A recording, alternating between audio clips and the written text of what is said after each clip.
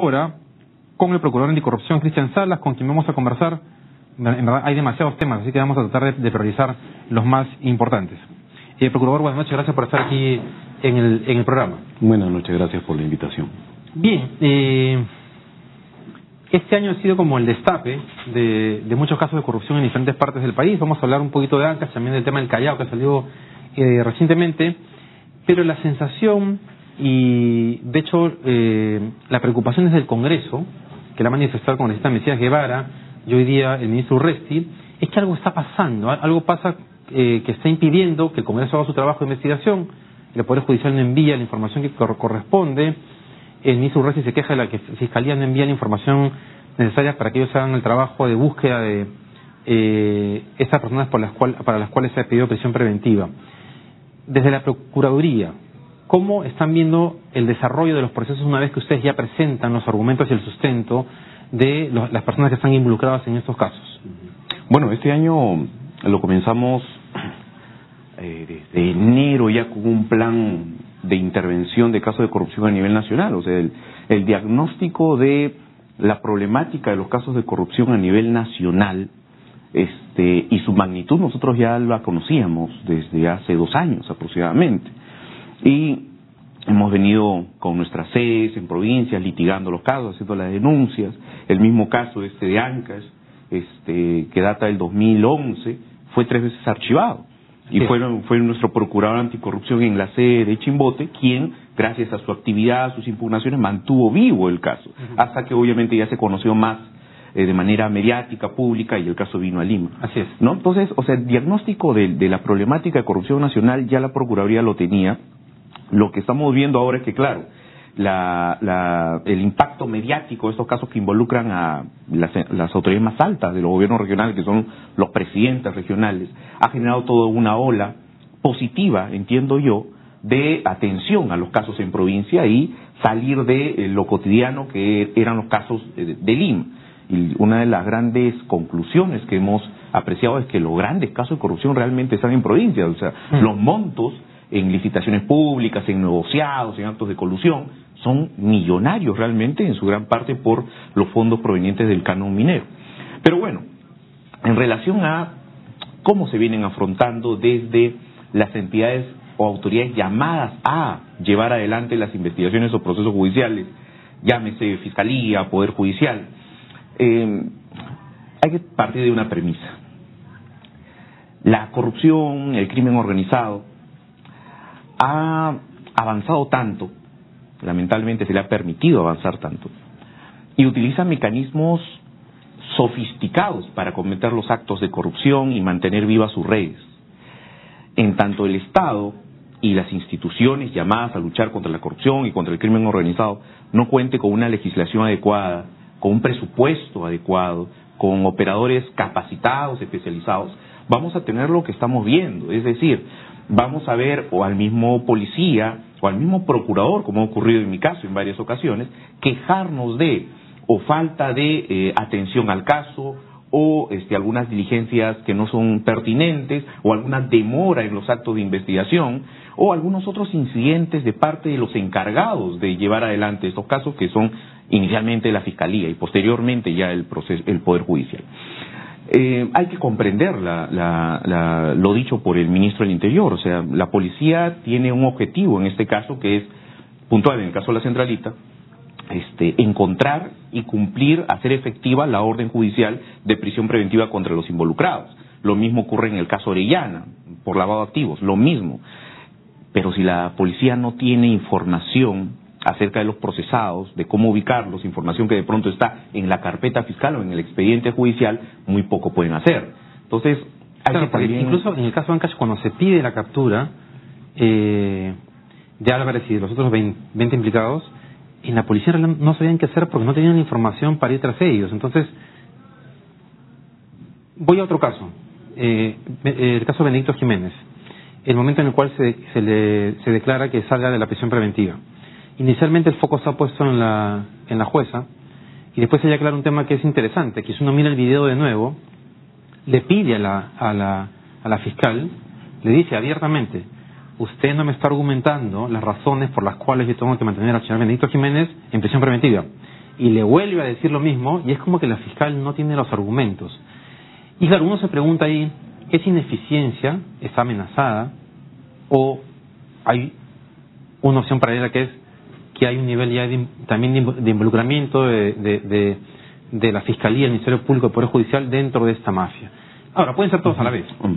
Puntos importantes. Lo primero, que estos casos, el caso de Ancas, el caso de los demás presidentes regionales, el caso Orellana, lavado de activos, están siendo tramitados bajo una nueva legislación.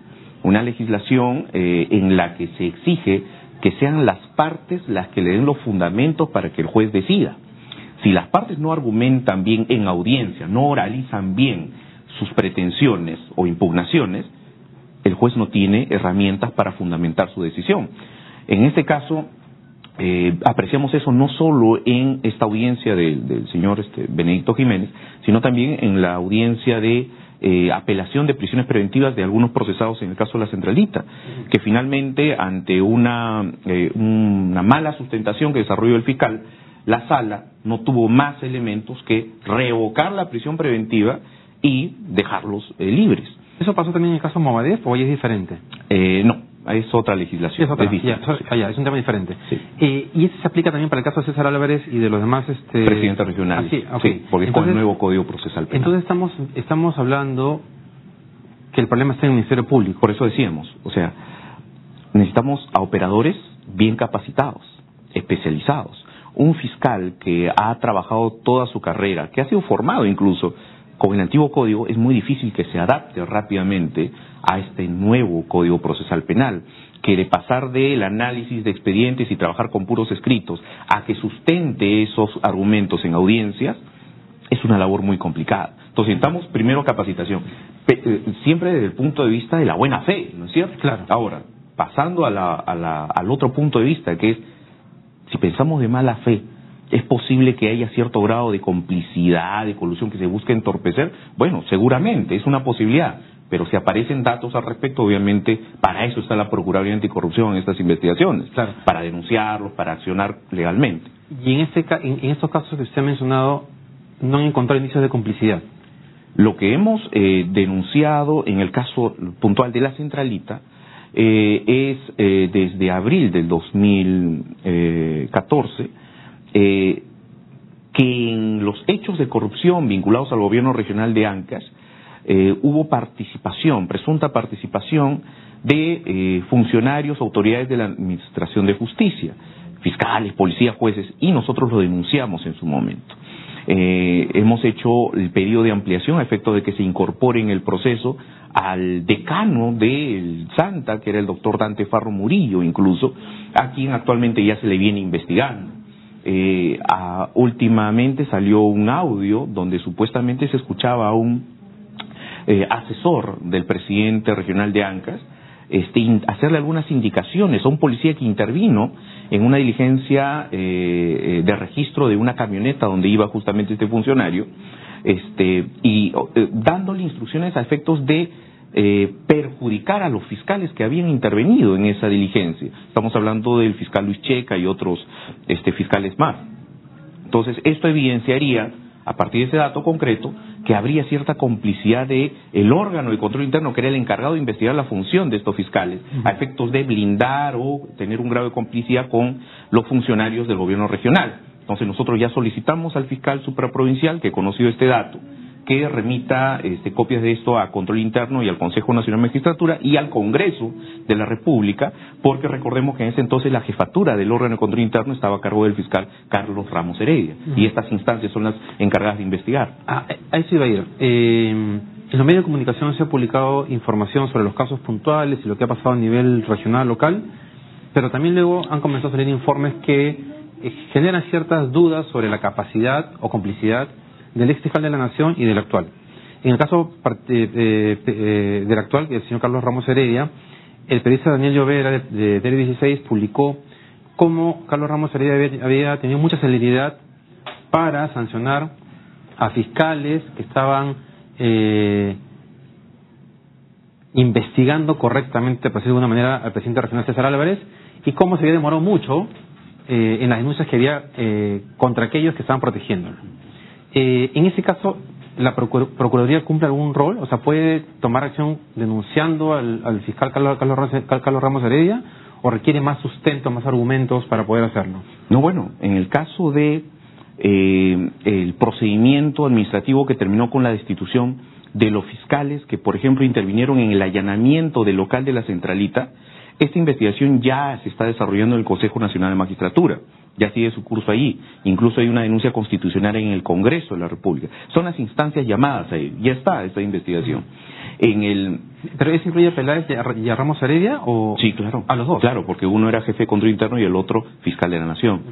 En el otro caso de la diligencia de registro de este vehículo donde iba el presidente regional y donde no se encontró nada en la diligencia, también, eso es lo que hemos pedido a este fiscal supraprovincial que tomó conocimiento de este audio, a efectos de que se remitan las entidades correspondientes.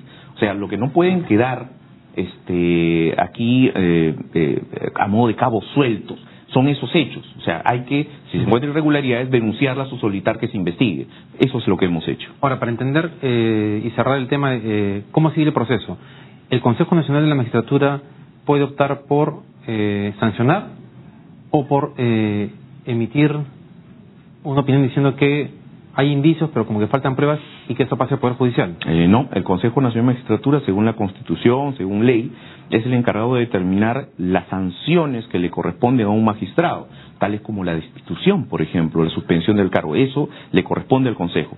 Control interno, la Fiscalía Suprema es la encargada de hacer investigaciones por delitos de función que cometan este nivel de magistrados. Entonces, cada uno tiene su vía. El Congreso de la República tiene su finalidad en relación a lo que es la denuncia constitucional.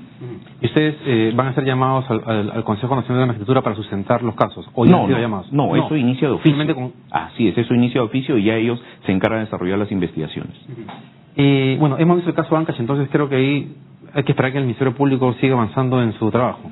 Sí, hay que hacer una invocación. Como Procurador Anticorrupción estoy obligado a ello, a que el Poder Judicial ahora tenga mucho cuidado en relación a los pedidos de apelación contra las prisiones preventivas que ya se han dictado. Actualmente hay muchas prisiones preventivas vigentes, tenemos un promedio de 39 prófugos de la justicia, estamos investigando una presunta organización criminal, una de las más grandes que el Perú ha detectado últimamente, y no es posible que se estén revocando esas prisiones preventivas.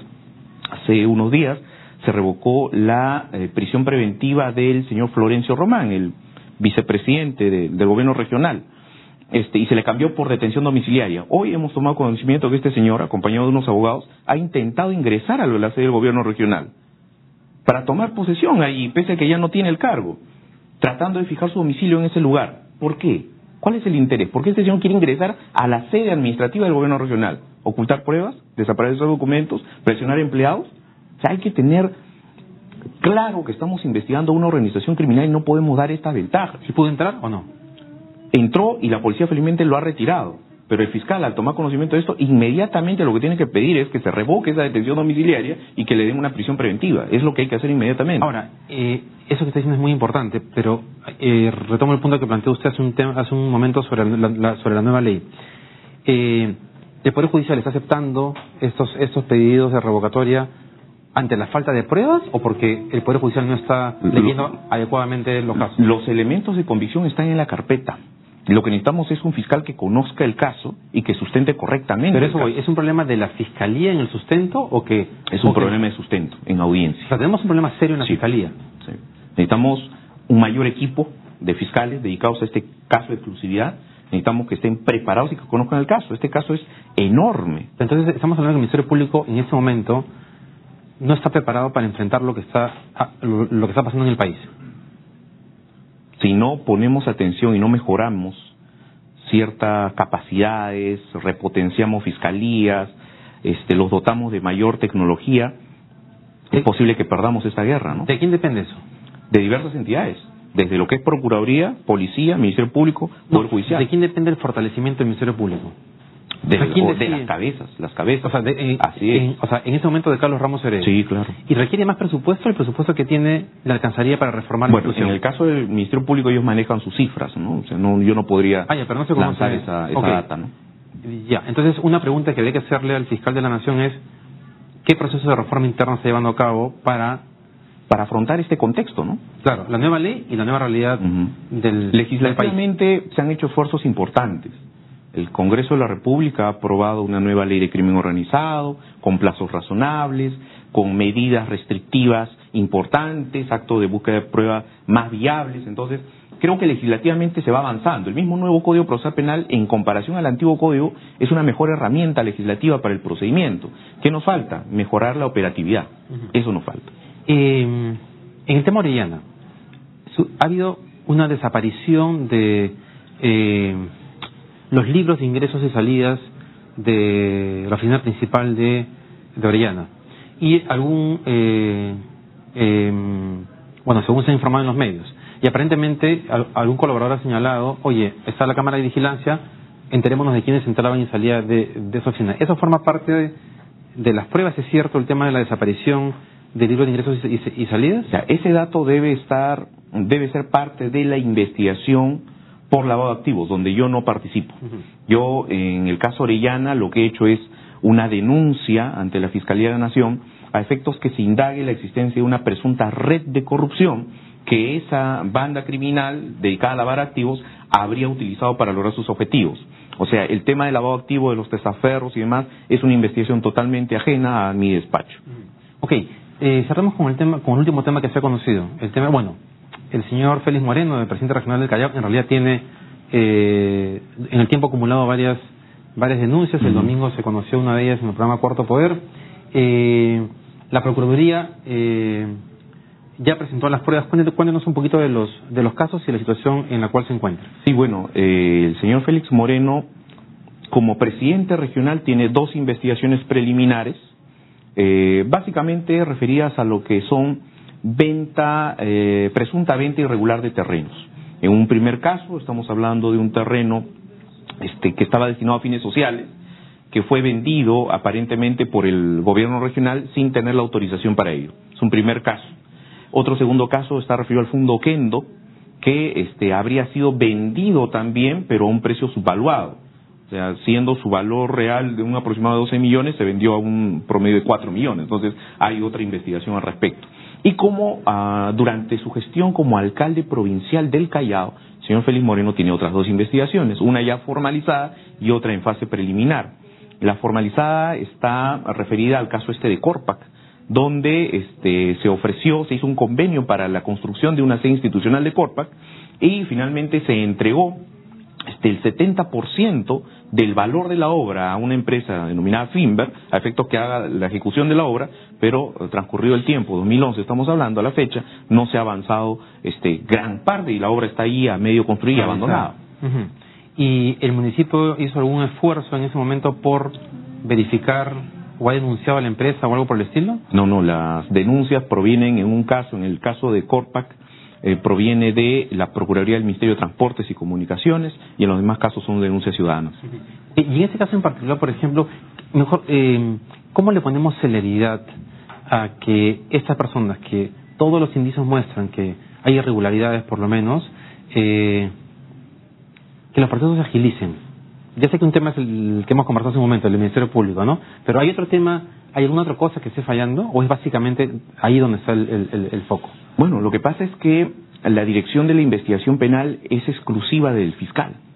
O sea, el fiscal tiene ese poder, es el quien dirige la investigación del presunto delito y tiene a la policía como un valioso órgano de apoyo. El procurador es parte en esa investigación, nosotros no desarrollamos la investigación. Nosotros somos parte agraviada en esa investigación y lo que podemos hacer es ofrecerle medios probatorios, pedirle actos de investigación, pedirle que requiera al juez medidas como la incautación, prisiones preventivas, etcétera. Ese es nuestro rol. Pero quien dirige toda la investigación, quien es dueño de la estrategia de investigación, es el Ministerio Público. Y es por ello la necesidad de contar con un Ministerio Público sólido, legitimado y con obviamente operadores capaces. En un escenario ideal, yo sé que hablar de eso es un poquito difícil, pero para tener un referente, ¿cuánto debería tomar cerrar un caso como este? Investigarlo y cerrarlo y decir ya, ok, ¿es responsable o no es responsable? El Código Procesal Penal establece un promedio de 2 años. 2 años. Que es un promedio adecuado considerando la realidad nacional también, ¿no? Un contexto ideal sería pues un mes, pero no. Se establece un plazo razonable que es de 2 años Casos comunes, la investigación dura 120 días, que pueden probarse hasta 60, y de ahí se tiene que cerrar sí o sí. En casos complejos sí la cosa es distinta. La investigación en casos complejos, esto es con pluralidad de imputados, pluralidad de delitos, diligencias especiales, revisión de documentación de entidades públicas y privadas, diligencias que hay que hacer en extranjero, etcétera. Investigación de organizaciones criminales. Los plazos son de 8 meses, probables a 8 meses más. ¿Y esto por qué? Por lo que estamos viendo. O sea, no es fácil desarrollar una investigación en el contexto de una organización criminal o de asociación ilícita por las propias dificultades que los delitos de esta naturaleza te generan. Un caso de lavado de activos, un caso de corrupción de funcionarios, caso de narcotráfico. No es sencillo desarrollarlo en 120 días, ¿no?